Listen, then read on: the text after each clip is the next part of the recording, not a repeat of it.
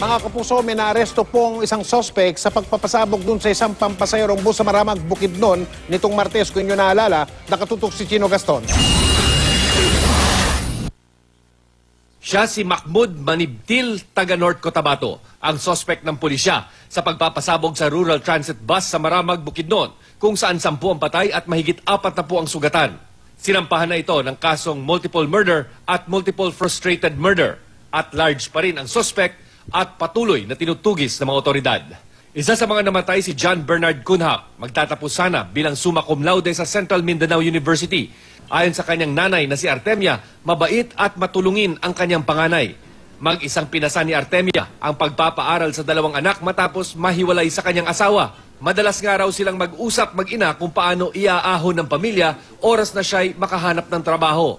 Kanina, nasa burol ni John Bernard ang mga kaklase at guro.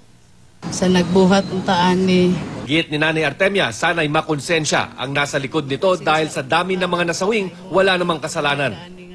Isa naman sa mga nakaligtas sa pagsabog ang 5 taong gulang na si Precious Reyes. Tinamaan siya ng shrapnel ng bomba sa katawan pero higit sa sugat ang trauma na kanyang inabot. Pag-abot na diya sa...